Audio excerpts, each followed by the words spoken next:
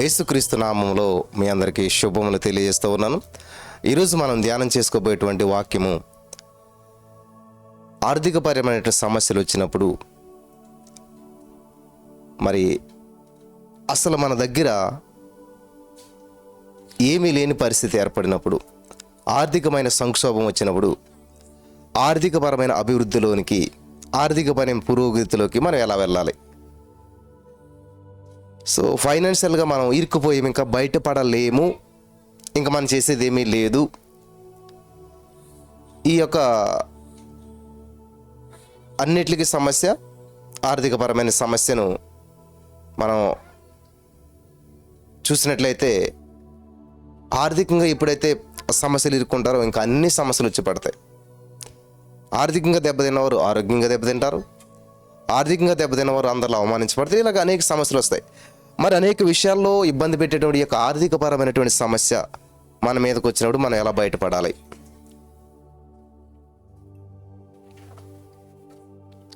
దేవుని నమ్ముకున్నట్టు మనం, క్రీస్తు బిడ్డలుగా ఉన్నట్టు మనం ఎలా దాని నుంచి బయటపడాలి అనేటువంటి విషయాన్ని ఈరోజు మనం ధ్యానం చేసుకుందాం.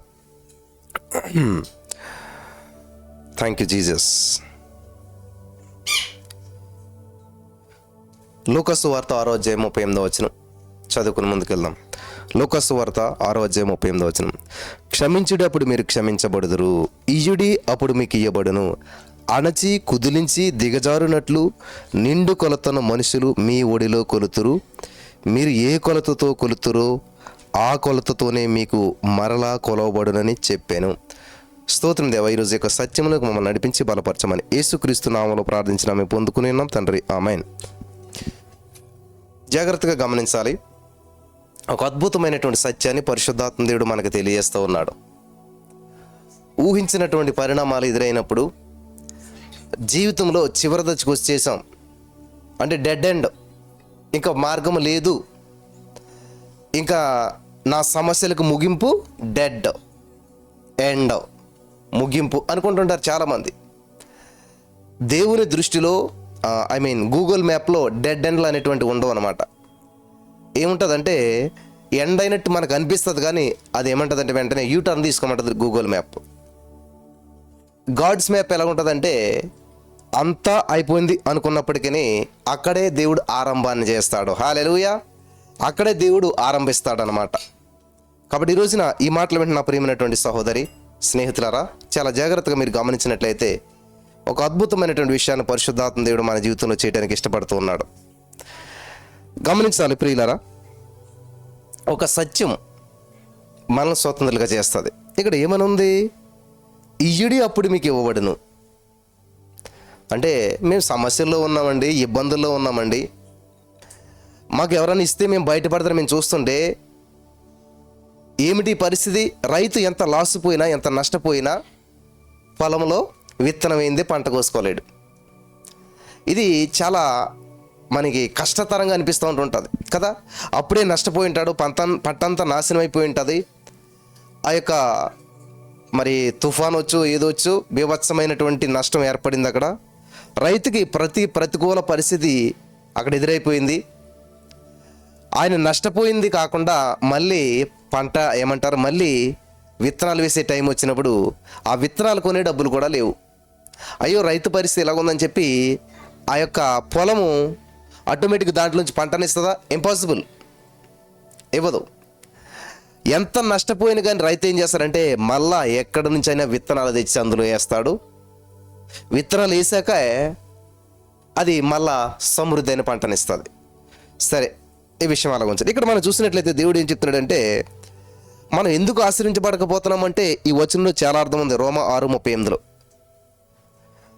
ఏం తీసుకుంటారంటే, అణచి కుదిలించి దిగజారునట్లు నిండు కొలతను మనుషులు మీ ఒడిలో కొలుతురు. ఇది ఒక్కలైనా తీసుకుంటారు, దానికి ముందు వెనకాల కట్ కదా.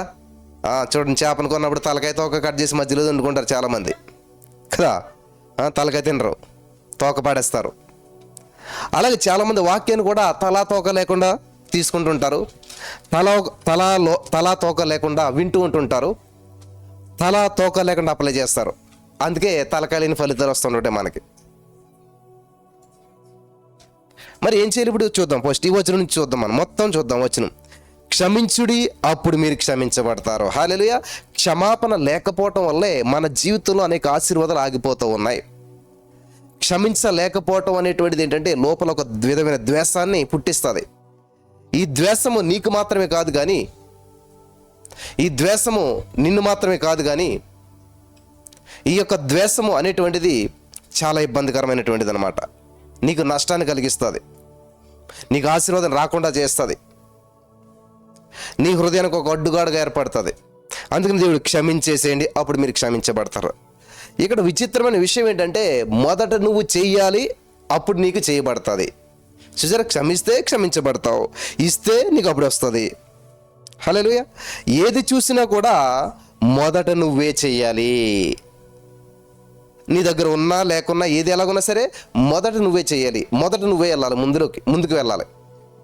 ఇది సత్యం అన్నమాట. హల్లెలూయా. చూడండి, ఇక్కడ మంచి మాట ఉంది, ఇయ్యుడి అప్పుడు మీకు ఇయ్యబడును. ఇది చాలా కష్టం బ్రదర్, చాలా దారుణమైన పరిస్థితి. నాకు తింటగలిగిన పరిస్థితులు నేను ఎలాగ ఇవ్వగలుగుతాను?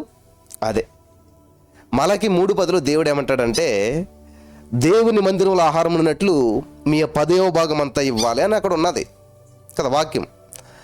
అది ఇవ్వకపోవటం వల్ల దొంగలు అన్నారు. అంటే నిజంగా మన అన్ని విషయాల్లో అనేక మంది అందరూ దొంగతనం చేస్తూ ఉంటుంటారు. అక్కడ ఏమని ఉంటుంది? చాలా అద్భుతమైన సత్యం మనం అక్కడ చూడగలుగుతాం. మలకి 3:10 నేను చదువుతాను, ఒకసారి మీరు జాగ్రత్తగా విన్నట్లయితే. మలకి 3:10 ఏముందంటే, నా మందిరంలో ఆహారం ఉన్నట్లు 10వ భాగం అంతయు. హల్లెలూయా. ఇంకొక చోట ఏమని ఉంటుందంటే, నీ రాబడి అంతటిలో. కదా, మనకు రాబడి అంటే ఒక విధంగా కాదు, ఖచ్చితంగా 4-5 విధాలుగా వస్తుంటుంటాయి కదా. ఎవరొకరు నీకు గిఫ్ట్గా ఇచ్చారనుకో, అది కూడా రాబడే కదా. లేకపోతే నీకు ఉద్యోగం రీతిలో వచ్చిందనుకో, అది రాబడే, ఇన్కమ్. లేకపోతే నీకు పొలం ఉందనుకో, చెట్లు ఉన్నాయనుకో, లేకపోతే ఏదో బిజినెస్ అనుకో, ఏదో 4 విధాలుగా రకరకాల విధాలుగా వస్తాయి. అదంతా కలిపి కౌంట్ చేసుకుని, బ్రదర్ నాకు ఒకసారి రాదు, మరి 1వ తారీఖున వస్తుంది, 2వ తారీఖున వస్తుంది, 5వ తారీఖున, 10వ తారీఖున, 20వ తారీఖు, 30వ తారీఖు. కాబట్టి ఏం చేయాలి? నెల 1వ తారీఖు నుంచి 31వ తారీఖు వరకు నీకు వచ్చినటువంటి రాబడి అంతట్లో కౌంట్ చేసుకుని, నీకు ఫోన్పేలో వచ్చిందో, గూగుల్ పేలో వచ్చిందో, బ్యాంకులో వచ్చిందో, మేమంతా అట్లా చేస్తాం. చేతికి వచ్చింది ఇవన్నీ ఒక చోట పెట్టి అన్ని విధాలుగా కౌంట్ చేసి ఫైనల్ అమౌంట్ ఎంతో చూసి దాంట్లో 10వ భాగం తీసి దేవునికి ఇవ్వాలి మనం. ఓకే, సరే. ఇక్కడ మనం చూసినట్లయితే రాబడంతట్లో తీసుకొని రండి, దీన్ని చేసి మీరు నన్ను శోధించినట్టు నేను ఆకాశపోకని నింపి పట్టజాలనంత విస్తారమైన దీవెనలు మీకు కుమ్మరించేదను. చూసారా, ఇంత ఇస్తే పట్టజాలనంత, నువ్వు పట్టుకొచ్చింది ఇంతైనా నీకు పట్టుకోలేనంత పట్టజాలనంత నేను నీకు ఇస్తానంటున్నాడు. మరి ఎందుకని మనకు పొందుకోవట్లేదు?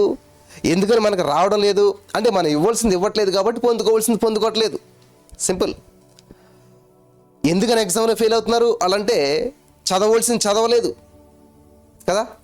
వీడికి నచ్చింది చదువుకున్నాడు, అది ఎగ్జామ్లో రాలేదు, ఫెయిల్ అయిపోయాడు.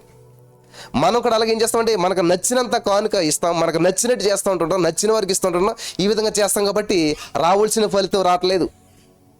దేవుడు చెప్పినట్టు చేస్తే దేవుడు చెప్పిన ఫలితం పొందుకుంటావు. ఇది చాలామందికి కొంచెం ఇబ్బందికరంగా అనిపిస్తూ ఉంటుంటుంది. ఏమేమి ఇలా చేయడం తప్ప, ఇప్పుడు మా 10వ భాగం తీస్తామంటే ఇంత వస్తుంది కాబట్టి అది పట్టుకెళ్ళి మేము పేదలకు దానం చేస్తూ ఉన్నాం, రోడ్ల పక్కన ఉన్న వాళ్ళకి ఫుడ్ పంచి పెడుతూ ఉన్నాం, అనాథ పిల్లలకు మేము ఆహారం పెడుతూ ఉన్నాం, ఇది తప్ప అని చెప్పి చాలామంది అంటుంటుంటారు. మరి ఇక్కడ దేవుడు ఏం చెప్పాడంటే, వాక్యంలో ఏమనున్నది? మందిరములో ఆహారం ఉన్నట్లు. హల్లెలూయా. దేవునికి స్తోత్రం కలుగును గాక. సో మనకి అలా చేయమంటే మనం ఇలా చేస్తాం, ఫలితం ఎలాగొస్తుంది? 2x2 అని అడిగారు అక్కడ, నువ్వు 2+2 అని అంటే కొంచెం ఒకే ఆన్సర్ వచ్చినట్టుగా ఉంటుంది ఒక సందర్భంలో, అది అన్ని సందర్భాలకు సూట్ అవ్వదు. చూసి 2x2 = 4, 2+2 4. ఓ ఏం చేసినా పర్లేదు అనిపిస్తుంది ఒక్కోసారి మనకి. గమనించాలి ప్రియులారా, ఇక్కడ ఇచ్చి శోధించమంటున్నాడు దేవుడు. అప్పుడు ఆకాశ వాకిని విప్పి పట్టజాలనంత, పట్టుకోలేనంత. హల్లెలూయా. ఇప్పుడు లూకా సువార్త 6:38 మనం చూసినట్లయితే, ఇయ్యుడి అప్పుడు మీకు ఇయ్యబడును, ఇయ్యుడి మీకు ఇయ్యబడును. అక్కడేమన్నాడు? 10వ భాగం ఇస్తే ఆకాశ వాకిని నింపేస్తాను, పట్టజాలనంత విస్తారమైన దీవెనలతో నింపుతానని అక్కడ దేవుడు చెప్పాడు. మరి ఎక్కడున్నాయి నీకు ఈ పట్టజాలనంత విస్తారమైన దీవెనలు? ఎక్కడున్నాయి? ఎప్పుడు పొందుకున్నాను? ఎప్పుడన్నా ఒకరిని అప్పడకుండా, ఒకరి మీద ఆధారపడకుండా, మరి ఏ లోటు లేకుండా జీవించినటువంటి సంవత్సరం ఉన్నదా? ఏ బాధ లేకుండా, ఎవరిని చేయి చాచకుండా జీవించిన సంవత్సరం ఒకటన్నా ఉన్నదా? ఎక్కడ సమృద్ధి ఉన్నది నీకు? ఇయుడి అప్పుడు మీకు ఇయ్యబడును అని ఆగిపోవట్లేదు దేవుడు. నీకు ఇస్తాను అని అంటున్నాడు. అంతేగాని ఎలాగిస్తారంట? నువ్వు ఇచ్చింది ఎంత? భూమిలో విత్తనం వేసినంత ఒక్క వడ్ల గింజ మనం నాటాం అనుకోండి, అది తిరిగి ఒక చింతగింజ నువ్వు నేలలో నాటినట్లయితే టన్నులు టన్నులు చింతపండు వస్తుంది కొన్ని సంవత్సరాల తర్వాత ఒక చింత చెట్టు నుంచి. అయితే అణచి కుదిలించి దిగజారినట్లు,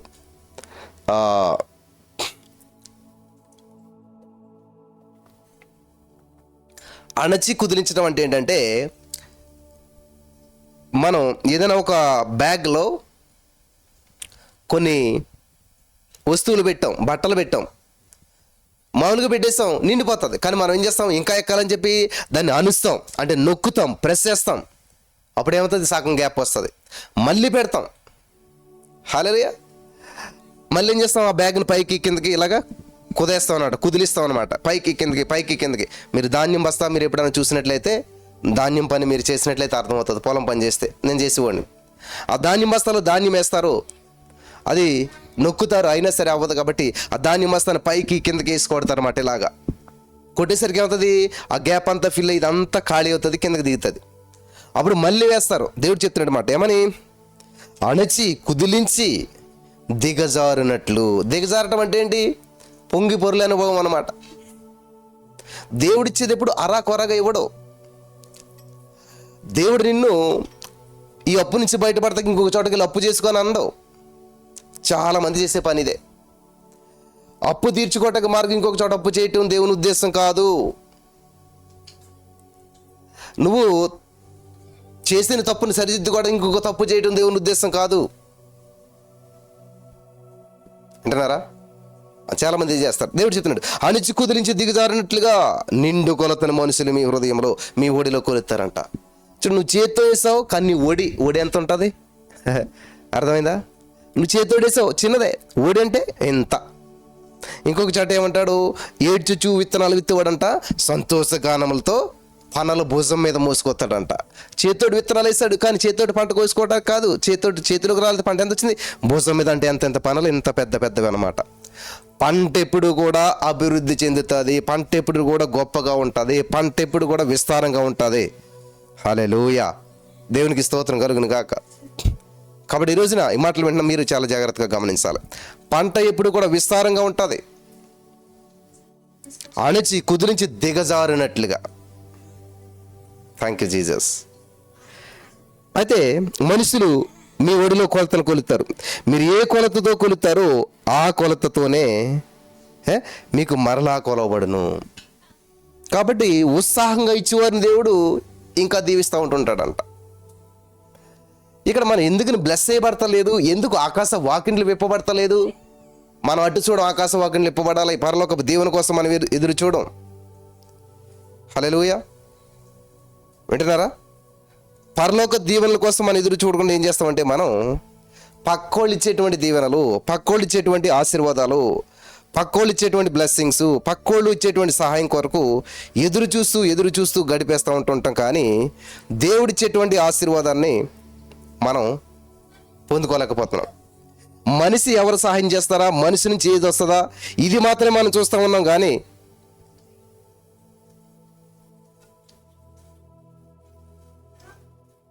హల్లెలూయా, దేవునికి స్తోత్రం కలుగును గాక. ఇది మాత్రమే మనం చూస్తూ ఉన్నాం. కానీ దేవుని యొక్క ఆశీర్వాదం మనం చూడలేకపోతున్నాం, ఫలింపుని చూడలేకపోతున్నాం. బైబిల్లో కొంతమంది వ్యక్తుల గురించి నీకు చెప్తాను మీకు ఈజీగా. పేతురు ఉన్నాడు, అతను వృత్తి చేపలు పట్టుకోవటం, అతను నైపుణ్యం కలిగిన వాడు, గొప్ప వ్యక్తి. హల్లెలూయా. వింటున్నారా ప్రియులారా? అయితే మనం గమనించవలసినటువంటి విషయం ఏంటంటే, చాలా జాగ్రత్తగా మనం చూసినట్లయితే ప్రియులారా, రాత్రంతా కష్టపడ్డాడు, రాత్రంతా శ్రమ పడ్డాడు, కానీ ఫలితం శూన్యం. ఈ రోజుల్లో మీలో చాలామంది రాత్రులంతా కష్టపడుతున్నారు, నైట్ అంతా శ్రమ పడుతున్నారు, అనేక విధాలుగా బాధపడుతున్నారు, కానీ ఫలితం చూసినట్లయితే శూన్యము. ఫలితం చూసినట్లయితే శూన్యం. ఏమి పొందుకోలేకపోతున్నారు, ఏమి అనుభవించలేకపోతున్నారు. జాగ్రత్తగా వినాలి మీరు. ఇవి చాలా అద్భుతమైనటువంటి వాక్యాలు. పేతురు రాత్రంతా కష్టపడ్డాడు, శక్తి లోపం లేదు, తన నైపుణ్యాన్ని ఉపయోగించాడు, తన జీవితాన్ని జీవనాన్ని ఉపయోగించాడు. కానీ ఒక్క చేప కూడా పట్టలేకపోయాడు. చూడండి ప్రియులారా, రాత్రంతా కష్టపడి ఒక చేప కూడా పట్టకుండా వచ్చాడంటే ఆ వ్యక్తికి ఎంత డిసప్పాయింట్మెంట్ ఉంటుంది, ఎంత డిస్కరేజ్. అటు నిద్రను కోల్పోయాడు, అటు శక్తిని కోల్పోయాడు. మరి ఎంత చెమట పట్టు ఉంటుందో, ఎంత గందరగోళమో, ఎన్నిసార్లు వలేసి లాగి ఫలితం శూన్యము. ఇటువంటి నిరుత్సాహ పరిస్థితుల్లో, డిసప్పాయింట్మెంట్లో ఈరోజు మీరు చాలామంది చాలాసార్లు వ్యాపారం చేశారు, నష్టపోయారు, చాలాసార్లు చేశారు, నష్టపోయారు, చాలా పెట్టుబడి పెట్టారు, నష్టపోయారు, చాలా ఇంటర్వ్యూలకు వెళ్ళారు, ఫెయిల్ అయిపోయారు, చాలాసార్లు కన్సీవ్ అయ్యారు కానీ ఫలించలేదు, చాలాసార్లు చేశారు కానీ ఫలించలేదు. మరి ఏం చేయాలి అని చూసినట్లయితే ఏం పరిస్థితి ఎలా ఉంది? పేతురు పరిస్థితి నీ పరిస్థితి పేతురులాగానే ఉంది. పేతురు వల్లే నీ పరిస్థితి కూడా ఉన్నది. మరి ఏం చేయాలి అటువంటి పరిస్థితిలో? వచ్చేసాడు, ఆయన ఒడ్డుకొచ్చాడు. ఇంకా అవ్వాలంతా చెత్తంతా పడ్డ తీసుకుని దులుపుని కూర్చుంటూ ఉన్నాడు. అటువంటి సమయంలో యేసయ్య ఎక్కడికి వచ్చాడు. ఏమడుగుతున్నాడు తెలుసా? పేతురుని బోటు అడుగుతూ ఉన్నాడు. వింటున్నారా? పేతురుని బోటు అడుగుతూ ఉన్నాడు. హల్లెలూయా. ఈ రోజున ఈ మాటలు వింటున్నటువంటి మీలో చాలామంది ఈ మాట వింటే మరి చాలా బాధపడతారు కదా. చూడండి, జనసమూహం దేవుని వాక్యం వినుచు ఆయన మీద పడుచు ఉండగా, లోకసువార్త 5వ అధ్యాయం, ఆయన గెన్నేసరేతు సరస్సు తీరమున నిలిచి ఆ సరస్సు తీరమునున్న 2 దోణెలను చూచెను. జాలరుల వాటిలో నుండి దిగి తమ వలలు కడుగుచుండిరి. ఆయన ఆ దోణెల్లో సీమోనుదైన ఒక దోణి ఎక్కి దరి నుండి కొంచెము త్రోయమని అతనిని అడిగి కూర్చుండి దోణిలో నుండి జనసమూహములకు బోధించుచుండెను. ఆయన బోధించుడు చాలించిన తర్వాత, నీవు దోణిని లోతులకు నడిపించి చేపల పట్టుటకు మీ వలలు వేయడని సీమోనుతో చెప్పాను. హల్లెలూయా. జాగ్రత్తగా గమనించాలి. డిసప్పాయింట్మెంట్లో, డిస్కరేజ్మెంట్లో ఉన్నటువంటి పేతురు దగ్గరకు వచ్చి నీ బోటు కొంచెం లోతుకు నడిపిస్తావా అంటే ఒళ్ళు మండదత లేదా? రాత్రంతా కష్టపడ్డాను, ఒక చేప పడలేదు, నా మైండ్ డిస్టర్బ్గా ఉంది, ఈ బోటే కావాల్సి వచ్చిందా అని మనం అయితే అనేస్తాం. ఇంకా పాస్టర్ ఇంకా అన్న మనకు అనవసరం. మన ఫ్రస్ట్రేషన్ అంతా కూడా పాస్టర్ల మీద చూపిస్తూ ఉంటుంటాం. ఎందుకంటే నా మీద చాలామంది కోపడుతుంటారు అనమాట. మా సమస్య ఎందుకు దేవుడు పరిష్కరించట్లేదు, మేము అలాగే ప్రార్థన చేస్తాం కదా, మేము ఎన్నిసార్లు థ్యాంక్ యూ చేసి రాస్తాం కదా, అందరికీ జరిగింది మాకు ఎందుకు జరగలేదు అని నా మీద కోపడతారు చాలామంది. నేను దేవుడినా? నేను అద్భుతాలు చేసేది నా వల్ల కాదు కదా.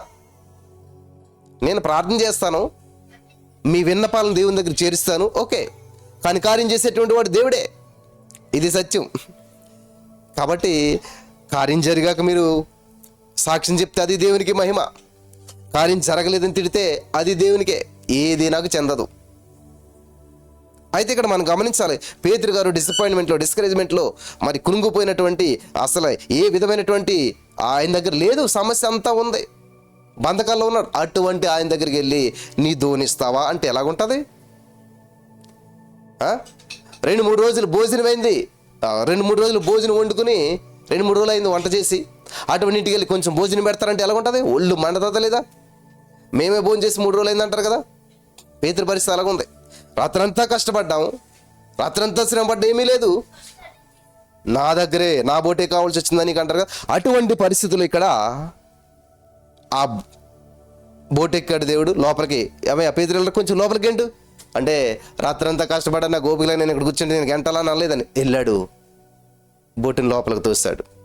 బోధించిన తర్వాత ఏమన్నాడని దేవుడు, నీ బోటు లోతులోకి పోనీ. పేతురు వచ్చి ఏమి చెప్పలేదు, యేసుప్రభువుకు రాత్రంతా కష్టపడ్డా చేపలు పడలేదు అని చెప్పలేదు. ఏముందయ్యా నీ దగ్గర, ఏమనిస్తావంటే ఖాళీ బోటు తప్ప ఏమీ లేదు నా దగ్గర. సరే ఖాళీ బోటు నాకు అని చెప్పి దేవుడు తీసుకుని దాని ద్వారా అనేక మందికి సువార్తను పంచిపెట్టాడు. హల్లెలూయా. నీకు ఉపయోగపడింది ఏదో దేవునికి ఉపయోగపడుతుంది. Hallelujah. In the name of Jesus. Hallelujah. వింటున్నారా? ఇది ఏ ఉపయోగపడలేదు. ఈ బోటు రాత్రంతా లోతులోకి వెళ్ళినా కూడా ఒక్క చేపను పట్టుకోలేదు అని నువ్వు అనుకుంటున్నట్లయితే ఇది ఇంకెందుకు, నాకు జీవితం ఏమీ లేదు అనుకుంటున్నామో. నీ జీవితంలో పని చేయలేంది దేవునికి ఇచ్చినట్లయితే అది అనేక మందికి ఆశీర్వాదకరంగా మారుస్తాడు యేసయ్య. హల్లెలూయా. చిన్న పిల్లవాడు తినుంటే ఆ రొట్టెలు 5 రొట్టెలు 2 చేపలు అయిపోయేది. కానీ దేవుడి చేతిలో పెడితే వాడికి నాకు తెలిసి 12 గంపలిచ్చి ఉంటారు చెప్పాలంటే. మిగిలిపోయి కదా, లేకపోతే గంపిచ్చి ఉంటారు, ఇంటికి కూడా పట్టుకెళ్ళి ఉంటాడు. మిగిలాయి. అలాగా పేతురు ఎప్పుడైతే దోనిచ్చాడో దేవుడు దాని మీద బోధించి మళ్ళా దోణిని ఎక్కించుకొని పేతురిని లోతులోకి నడిపించు, చేపలు పడతాకంటున్నాడు. హల్లెలూయా. సీమోను, ఏలినాడు రాత్రి అంతా మేము ప్రయాసపడతాం కానీ మాకు ఏం దొరకలేదు, అయినా సరే నీ మాట చెప్పిన వాళ్ళు అని చెప్పి ఆయనతో చెప్తూ ఉన్నాడు. ఇది మీకు అందరికీ తెలుసు. కాబట్టి ఆర్థిక సమస్యలు వచ్చినప్పుడు ఏం చేయాలంటే దేవుని దగ్గరికి రావాలి. నీ హృదయాన్ని హృదయమే ఎంటీ బోటే ఇచ్చాడు. ఇదిగో దేవ రక్త హస్తాలతో నీ దగ్గరికి వస్తాను అంటారు చాలామంది. ఎక్కడొచ్చాను? వచ్చినటువంటి నీవు దేవుని మాట వింటా ఉన్నావా? దేవుని చిత్తానుసారంగా నడుస్తున్నావా? దేవునికి లోబడుచున్నావా? ఇది చాలా ఇంపార్టెంట్. నిజంగా నువ్వు దేవునికి లోబడినట్లయితే, దేవుని చిత్తానుసారంగా నడుస్తున్నట్లయితే అద్భుతాలు చూడగలుగుతావు. హల్లెలూయా. ఆశ్చర్యమైన కార్యాలను నువ్వు చూడగలుగుతావు. Mighty miracles in the name of Jesus. Holi spirit of God. ఎంత నష్టపోయినా, ఎంత లాస్ పోయినా, ఎంత దరిద్రమైన జీవితంలో ఉన్నా కానీ పేతురు గారు ఏం చేస్తాడంటే తన దగ్గర ఉన్నది ఇచ్చాడు. ఖాళీ బోటి తప్ప ఏమీ లేదంటారు కదా, ఖాళీ చేతులు తప్ప ఏమీ లేవంటారు. ఆ ఖాళీ చేతులు ఎత్తి ప్రార్థన చేయి. హల్లెలూయా. హల్లెలూయా. ఆ నూనె కొండే దేవుని చేతిలో పెట్టు. ఆ యొక్క మిగిలినటువంటి అప్పమే దేవుని చేతిలో పెట్టు. అద్భుతాన్ని నువ్వు చూస్తావు. అంటే ఏంటి బ్రదర్, ఇప్పుడు నా దగ్గర ఉన్న 10 రూపాయలు కానుకేసేయమంటారా? అయ్యో అవి ఎంత బలి అర్థం చేసుకుంటారు చాలామంది. ఇలాగే ఆలోచన చేస్తారు, ఇదే తీసుకుంటారు.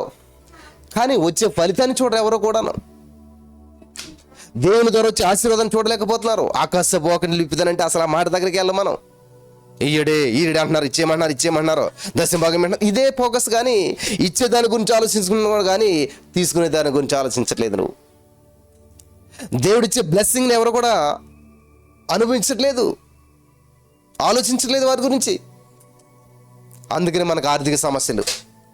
హల్లెలూయా. నేను చెప్తానే ఉంటాను ఎప్పుడు కూడా, నేను అప్పులకు విడాకులు ఇచ్చి 16 సంవత్సరాలు అయింది. ఇంకా మళ్ళా నా జీవితంలోకి అప్పు సమస్య రాదు. హల్లెలూయా. వింటున్నారా? అప్పుకి నాకు సంబంధం లేదు, అప్పు చేసే అవకాశం రాదు. ఎందుకంటే నీతిమంతుని పిల్లల భిక్షమెత్తుకున్నాడు నేను చూడలేదు చరిత్రలు అంటున్నాడు దావీదు. చిన్నవాడినయ్యాను, పెద్దవాడినయ్యాను, ముసలివాడయ్యాను, కానీ నీతిమంతుని బిడ్డలు భిక్షమెత్తుకోవడం నేను చూడలేదు. నేను నీతిమంతుని బిడ్డను. హల్లెలూయా. నా యేసయ్య నీతిమంతుడు, ఆయన బిడ్డను నేను. In the name of Jesus. Hallelujah. ఆయన బ్లడ్ నాలో ఉంది. ఆయన స్వరక్తం ఇచ్చి నన్ను కొన్నాడు. ఆయన బిడ్డగా నన్ను స్వీకరించాడు. కాబట్టి నేను భిక్షమెత్తుకోను, నీతిమంతుని బిడ్డను నేను. కాబట్టి నీతిమంతులు సింహం వల్ల ధైర్యంగా జీవిస్తారు. అప్పు చేసి ఆందోళనలో జీవించరు, అప్పుల వాళ్ళకి భయపడి దాకునేలా జీవించరు. మరి అధర్మ పరిస్థితి అలాగే ఉంది. మరి అయితే మేము దేవుని బిడ్డలం కాదా? అవకాశం ఇస్తున్నాడు దేవుడు నీకు ఇప్పుడే. యేసయ్యా ఇదిగో నా జీవితంలో ఏదో తెలియనటువంటి నిర్ణయాలు తీసుకుని లాసిపోయినా, నష్టపోయినా, మోసపోయాను. ప్రభా నీ బిడ్డను కదా ప్రభా, ఈ స్థితిలో ఉండడం నీ ఉద్దేశం కాదు, ఈ పరిస్థితిలో ఉండవలసిన ఉద్దేశం కాదు.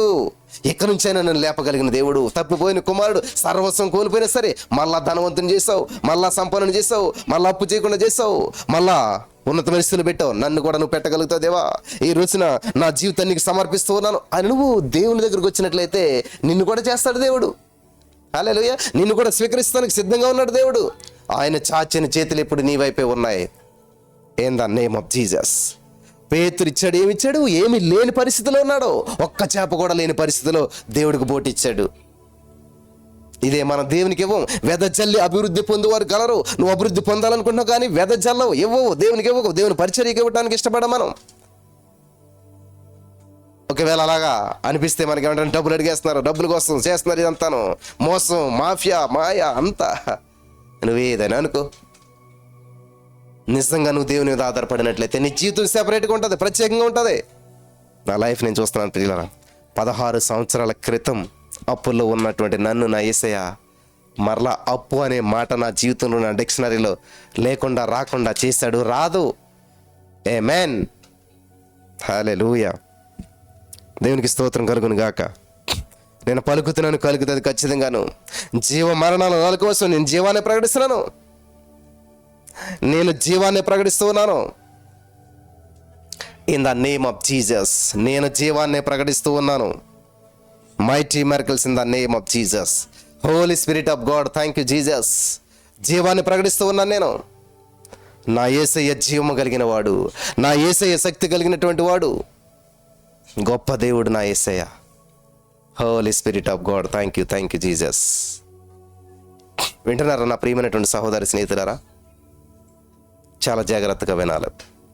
దేవుడు నమ్మదగిన వాడు. దేవుడికి అసాధ్యమైనటువంటిది ఏదీ లేదు. సమస్తము సాధ్యమే మన యేసయ్యకి. సమస్తము సాధ్యమే.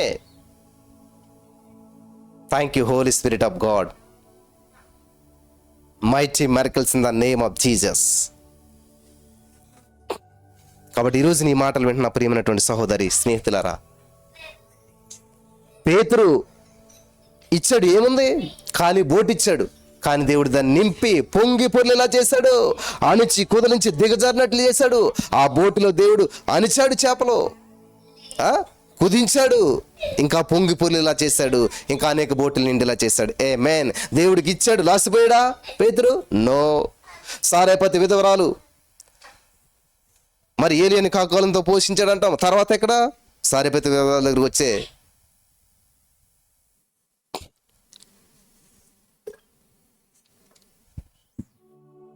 సారేపతి విధవరాల పరిస్థితి ఎలాగుంది? బహు ఘోరంగా ఉంది. ఆర్థిక పరమైనటువంటి చిక్కుల్లో, సమస్యలో ఉంది. దరిద్రం వెంటాడుతూ ఉంది. చివరికి సింగిల్ అంటే ఒక పూట భోజనం మాత్రమే ఉండే స్థితిలోకి వచ్చేసారు. ఇంకా అది తింటే ఇంకేమీ లేదు, డెడ్ ఎండ్. అది తింటే అక్కడితో ఇంకా జీవితం ముగింపు. మన దేవుడు ముగించే దేవుడు కాదు, ఆరంభించే దేవుడు, ప్రారంభించే దేవుడు, కొనసాగించే దేవుడు. Hallelujah. In the name of Jesus. అయితే అది అడుగుతున్నాడు ఆయన, అది ఇమ్మంటున్నాడు ఆయన. ఎంత ఘోరం అండి! ఇప్పుడైతే ఎన్ని టీవీలో ఎన్ని ఫోకస్ చేస్తారో, ఎన్ని కామెంట్స్ చేస్తారో, ఎన్ని మీమ్ చేస్తారో, ఎన్ని ఇన్స్టాగ్రామ్ రీల్స్ చేస్తారో. అదిగో అడుగు తినే పరిస్థితులు వాళ్ళు ఉన్నారు. రోజంతా పనిచేస్తే 10 రూపాయలు, 100 రూపాయలు, 100 రూపాయలు కూడా ఇంటికి ఇచ్చేయాలంట కానుక. పేపర్లు కదా, యూట్యూబ్ లాట్లో అన్ని కామెంట్స్ వచ్చేస్తూ ఉంటాయి. నిజమే కదా, వాళ్ళంత పేద పరిస్థితులు ఉంటే వాళ్ళ దగ్గర తీసుకొచ్చా సేవకుడు. మరి ఏలే గారిని ఎవరు అనలేదు అప్పటికి, ఇది ఏమీ లేదు కాబట్టి కదా. దేవుడు ఎంత బహిర్గతంగా రాయించాడు, బైబిల్ పరిశుద్ధ గ్రంథంలో రాయించబెట్టాడు ఈ విషయాన్ని.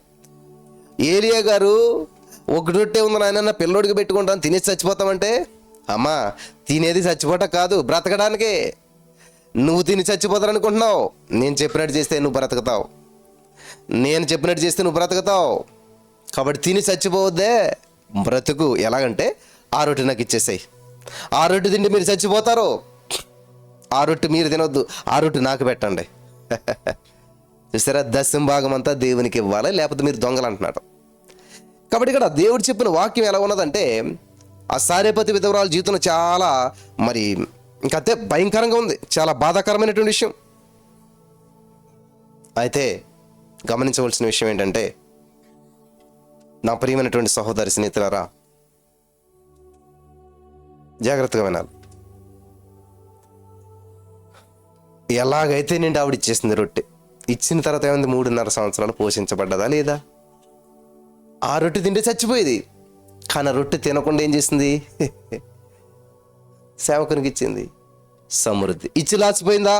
ఇచ్చి మోసపోయిందా? ఇయ్యుడి మీకు ఇవ్వబడును. ఇచ్చింది, ఇవ్వబడింది. పేతురు ఇచ్చాడు, ఇవ్వబడింది. ఇది తెలియకనే మనం ఈ రోజున లాస్ అయిపోతూ ఉన్నాం.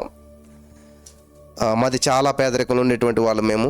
మరి నేనున్న చిన్నతనంలో, నా చిన్నతనంలో చూసినట్లయితే చక్కటి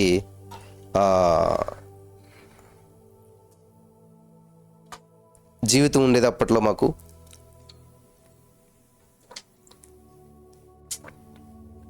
చాలా చిన్న గుడిసె. ఆర్థికపరమైన సమస్యలు చాలా వచ్చి పడ్డాయి. తినటానికి కూడా కష్టంగా ఉండేటువంటిది. మరి మీకు తెలుసో లేదో, 1 పైసా, 2 పైసా, 5 పైసా, 10 పైసా, 25 పైసా, ఇప్పుడు లేవు అవి. స్టార్టింగ్ రూపాయి మనకి ఇప్పుడు ₹1/2, 50 పైసా ఇవన్నీ ఉండేటువంటివి. సో ఆ రోజుల్లో నేను ఏం చేస్తున్నానంటే 5 పైసలకి చాక్లెట్ వస్తుంది, 10 పైసలు కూడా,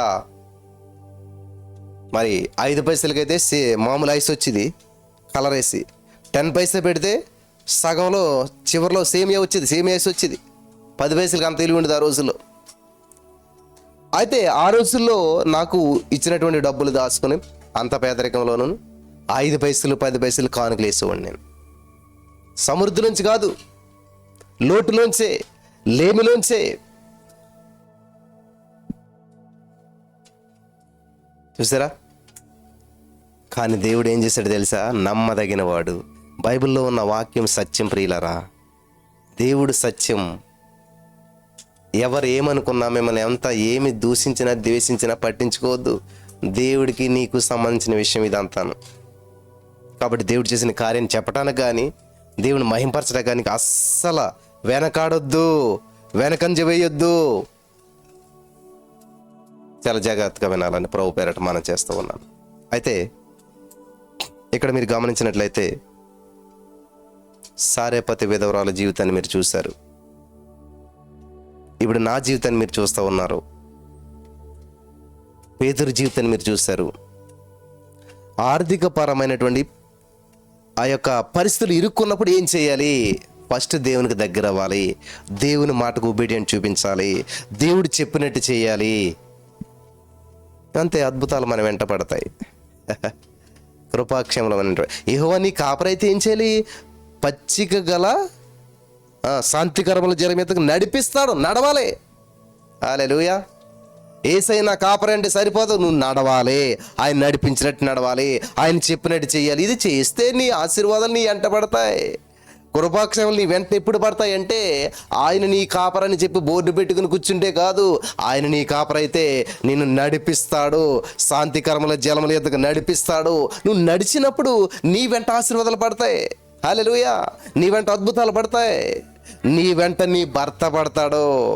ఎందుకు తెలుసా? ఆయన ఆటోమేటిక్గా మారు మనసు పొందుతాడు. నువ్వు మారు మనసు కోసం ఆలోచించవలసిన అవసరం లేదు. నువ్వు దేవుడి చిత్తానికి లోబడి, నువ్వు దేవుడిని కాపరిగా పెట్టుకుని, నువ్వు ఆయన నడిపించినట్టు నడవాలి. ఆమేన్. ఎలా నడుస్తావు అంటే బైబిల్ చెప్తుంది అనమాట. అపోస్తలుడైన పౌలు గారు కొరింథీ పత్రికలో చెప్తూ ఉంటాడు అనమాట. ఏమని? వాక్యము లేకుండానే. హల్లెలూయా. మీ యొక్క ప్రవర్తన బట్టి, మీ నడవడిని బట్టి మీ భర్తను రాబట్టుకొనవచ్చు. వాక్యం అవసరం లేకుండానే చెప్తున్నాడు అక్కడ. హల్లెలూయా. నువ్వు వాక్యాన్ని అనుసరించి నడిచినప్పుడు అద్భుతాలు చూడగలుగుతావు, దేవుని సన్నిధిని అనుభవించగలుగుతావు. ఈ యొక్క అద్భుతమైన వర్తమానం పదే పదే వినండి. పేద విధవరాలు ఇచ్చిన కానుక ఈ రోజుకి మనం చెప్పుకుంటూ ఉన్నాం. ఇచ్చింది కాబట్టి మరి దేవుడు ఆమెకి ఏమిచ్చాడు? ఇంతవరకు ఘనత ఇచ్చాడు. హల్లెలూయా. వింటున్నారా? సారేపతి విధవరాలకి ఏమిచ్చాడు దేవుడు? 3.5 సంవత్సరాలు పోషించబడ్డది. ఒక్క రొట్టెకి 3.5 సంవత్సరాలు. చూడండి, దేవుడికి ఇచ్చి లాసిపోయిందా? ఎంత లాభం తెచ్చుకున్నది? పేతురు జస్ట్ ఖాళీ బోట్ ఇచ్చాడు, కానీ బోటులు నిండిపోయి చేపల చేత నింపాడు దేవుడు. ఈరోజు నీ మాటలు విన్న ప్రియులారా, ఏది చూడండి, దేవుడికి ఇచ్చి నష్టపోయిన వారు కానీ, లాసిపోయిన వారు కానీ, మోసపోయిన వారిని లేరు. కానీ మనకి ఈ లోకంలో చూపిస్తారు. చూడండి, వాళ్ళు ఎలాగున్నారు, ఇచ్చేవాళ్ళు అలాగే ఉన్నారు, తీసుకున్న వాళ్ళు గొప్ప వాళ్ళు అయిపోయారు. నువ్వు ఒక వ్యక్తికి ఇస్తున్నాననే ఉద్దేశం ఉంటే ఇవ్వద్దు. అది ఖచ్చితంగా దేవునికి నాకు మధ్య ట్రాన్సాక్షన్. ఇది దేవుని పరిచర్యకే ఇస్తున్నాను, నేను అది దేవునికే ఇస్తున్నాను. దేవుని నామం మహిమార్థంగా, దేవుని యొక్క రాజ్య విస్తరణలో పాలుభాగులుగా ఉండాలి, పాలుభాగస్తులు ఉండాలని చేస్తున్నానంటేనే చేయాలి మనం, లేకపోతే వద్దు. నువ్వు మనసులో నిశ్చయించుకున్న ప్రకారం ఇవ్వమని చెప్తుంది దేవుని యొక్క వాక్యం. హల్లెలూయా. కాబట్టి ఇక్కడ సీమోను పేతుర్ని దేవుడు రాత్రంతా కష్టపడ్డావని చెప్పి బ్లెస్ చేసేయలేదు, ఇయ్యమంటా ఉన్నాడు. ఏమి ఇవ్వాలంటండి? అంత నష్టంలో కష్టంలో ఉన్నా కూడా దేవుడు అతని దగ్గర ఏం తీసుకున్నాడు? బోట్ తీసుకున్నాడు, బోటుని వాడుకున్నాడు. చూసారా? దేవుడికి పేరడొచ్చే వాళ్ళకి ఒక గిన్నెడు నీళ్ళు ఇచ్చినా దాని ఉపకారాన్ని కోల్పోరంట. చాలామంది అనుకుంటారు, అయ్యో ఆయనకి నేను ఎంతో హెల్ప్ చేశానే, ఆమెకి నేను ఎంతో హెల్ప్ చేశానే. మర్చిపోండి, దాని ద్వారా వచ్చే ఫలితం దేవుని దగ్గర నుంచి నీకు వస్తుంది. ఖచ్చితంగా దేవుడు నమ్మదగినవాడు, దేవుడు గొప్పవాడు, దేవుడు శక్తిమంతుడు. Mighty miracles in the name of Jesus. Hallelujah. మరి బలపరచబడ్డారని నేను నమ్ముతున్నాను.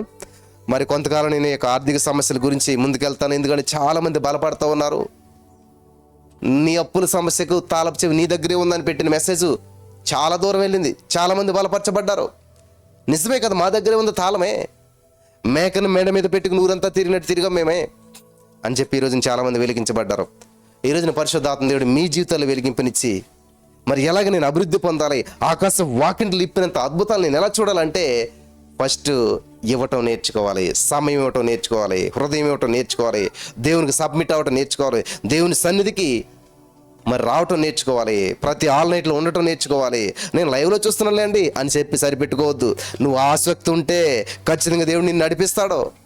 ప్రతి నెల జరుగుతున్న ఆన్లైన్లో నువ్వు ఖచ్చితంగా ఉండాలి, అద్భుతాలు నువ్వు స్వతంత్రించుకు వెళ్ళాలి. నువ్వు ఈ మొత్తం సమయాన్ని మనస్ఫూర్తిగా నువ్వు గడపాలంటే నువ్వు రావాలి. ఇంటి దగ్గర ఉంటావు, కొంచెం నిద్ర వస్తే పడుకుంటావు, లేకపోతే ఏదైనా నీ ఇష్టానుసారంగా ఉండొచ్చు. కానీ ఇక్కడైతే నీ ఇష్టానుసారంగా ఉండకూడదు, అక్కడ ఉండవలసిన రీతిగానే ఉండాలన్నమాట. వింటున్నారా? పరిశుద్ధాత్మ దేవుడు నీ జీవితంలో మరి అద్భుతాలు చేయడానికి ఆయన ఇష్టపడుతున్నాడు. కాబట్టి ఈరోజు నీ మాటలు విన్న ప్రియమైనటువంటి సహోదరి, ఈయుడి మీకు ఇవ్వబడిన ఎలాగంట అణిచి కుదిలించి దిగజారున్నట్లుగా జనులు మీ ఒడిలో పోస్తారు. Amen. In the name of Jesus. దేవుడైతే ఆకాశ వాకిని పట్టజాలనంత పట్టుకోలేనంత విస్తారమైన దేవుని నీకు ఇస్తున్నాడంట. నువ్వు ఈ రాత్రి పడుకుని చుండగా, దేవా ఇదిగో ఇక నుంచి నా జీవితాన్ని, నా సమయాన్ని, నా యొక్క దశమ భాగాన్ని, నా జీవితంలో నువ్వు ఇచ్చిన ప్రతి దాన్ని నీకు సమర్పిస్తూ ఉన్నాను. ఇచ్చి శోధించమంటున్నాడు దేవుడు. ఒకవేళ దశమ భాగం ఇస్తాను, నువ్వు అప్పుల్లో ఉన్నావు అంటే కాంప్రమైజ్ అవ్వద్దు. In the name of Jesus. నేను దశమ భాగం తీసే వ్యక్తిని, నేను దేవుని పరిచయం ప్రోత్సహించే వ్యక్తిని. నేను అప్పుల్లో ఉండటానికి అసాధ్యం, అది అవ్వదు, వీలు లేదు. In the name of Jesus. యేసయ్యా, నేను అప్పుల్లో ఉండడం నీ చిత్తం కాదు, మరి ఎక్కడో లోపం జరుగుతుంది. In the name of Jesus. నేను దశమ భాగం ఇచ్చే వ్యక్తిని, నేను నిబంధనలో ఉన్న వ్యక్తిని. కాబట్టి ఈ అప్పుకి నాకు సంబంధం లేదు, ఈ సమస్యకి నాకు సంబంధం లేదు. ఖచ్చితంగా నన్ను బయటపడేసావు, నన్ను ఈ యొక్క సమస్యని విడిపించావు, జ్ఞానం ఇచ్చావు, ఆలోచన ఇచ్చావు, విడిపించినందుకు వందనాలు అని చెప్పి దేవుని స్తుతిస్తూ ముందుకెళ్ళండి. అద్భుతమైన కార్యాలు మీ జీవితంలో మీరు చూడగలుగుతారు. పరిశుద్ధాత్మ దేవుడు మీకు సహాయం చేసి నడిపించి బలపరచును గాక. ఆమేన్.